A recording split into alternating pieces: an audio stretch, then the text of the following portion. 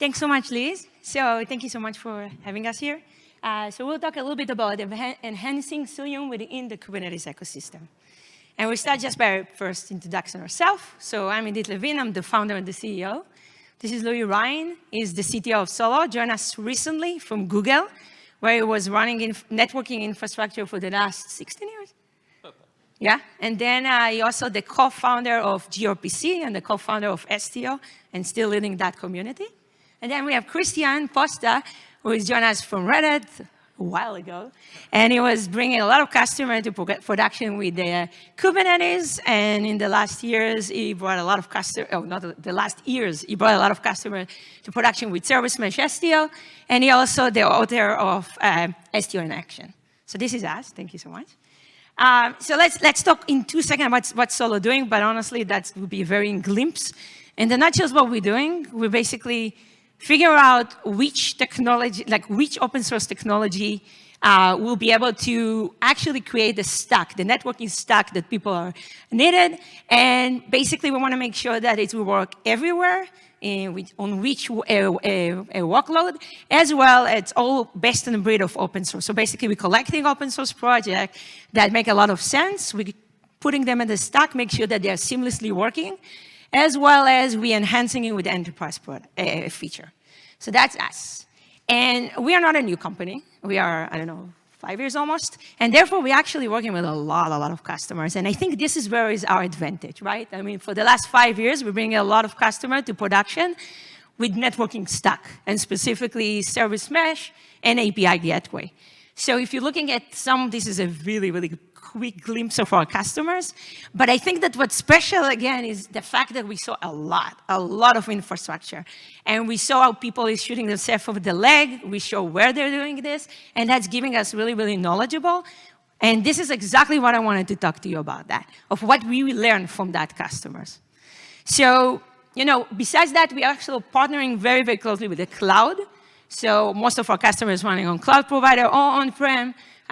So we're partnering with a lot of those customers, with those cloud. We really know, the vision, where they're going to, what are they doing, why are they doing, and so on.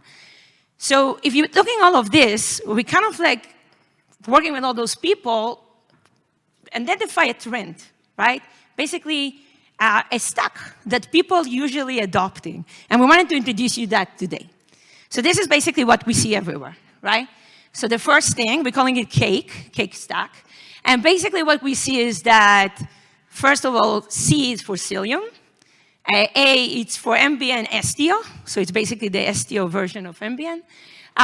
It's a K for Kubernetes, which I think all of you here, so you know what it is. E is Envoy for the proxy. And S is for Spiffy. So now when we're looking at all our customers, what we basically see is some percentage of adoption. Now, this is what we see we see on our customers, right? So I want to be very clear here. This is not identified. And the reason we see that in our customer mainly is because our customer is running it on AWS, Cilium is not their default yet, and as well as a OpenShift.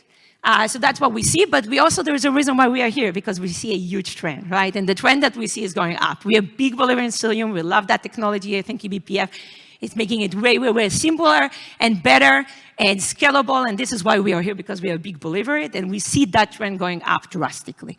What we also see, is 80% of the customers adopting STO. I will say that in AWS, it's 100% actually penetration. In Kubernetes, 90% of our customers, we're saying it because a lot of the customer is running VM. Envoy is 100%, honestly. That is the de facto proxy. And Spiffy, we see at least around 80%, mainly because STO is using it. So it's kind of like nicely tied together. So now we'll let Louis talk a little bit more about those layers.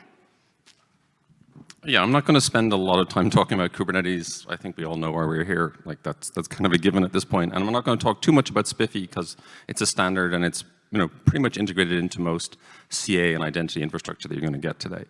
So really, when we go to customers, their key decision points are around the base networking layer, right? What they do at L7 and zero trust security, and then what are we doing for kind of API gateway, API management, edge, ingress, and egress solutions.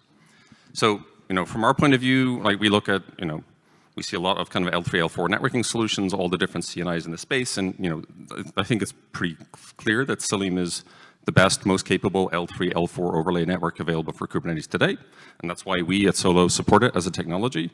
There's also been a lot of innovation in Cilium, right? Hubble is a great product, good visualization, the multi-cluster support, and obviously there's package support in the clouds, and why is my phone ringing?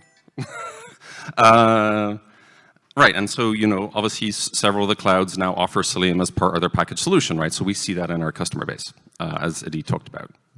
Then we have Istio, right? And, obviously at Solo, we're big believers in Istio too, and certainly I am, and, we've been heavily invested in that technology. We think Istio is best of breed for zero trust, security, mutual TLS, FIPS compliance. I know there's going to be some back and forth. I think maybe even the talk after this one is going to touch on this.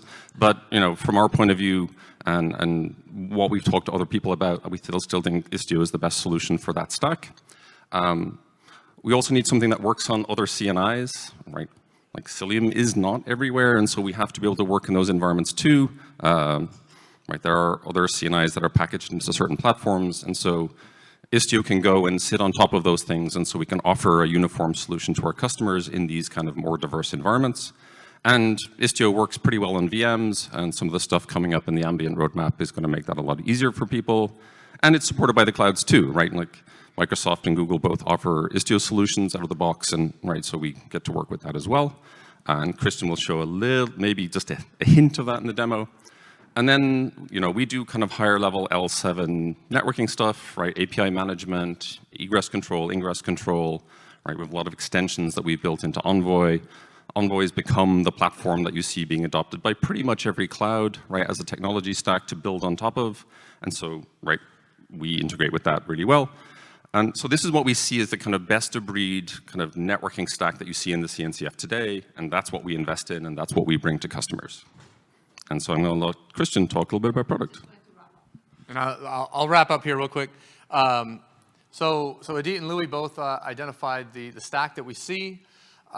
We've optimized the way we've built our enterprise offerings around this stack, including selling API gateways for north-south traffic, Cilium and Istio support for east-west traffic and egress.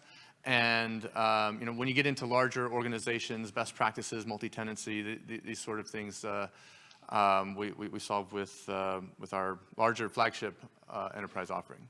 As a quick snapshot of some of the insights and the IP that we've built over the years working with these large organizations that we've built into automation and into security and configuration insights that will tell you what your health is of your cluster and your security posture and so on. And I invite you to stop by our booth to see a demo, check out the website and academy.solo.io.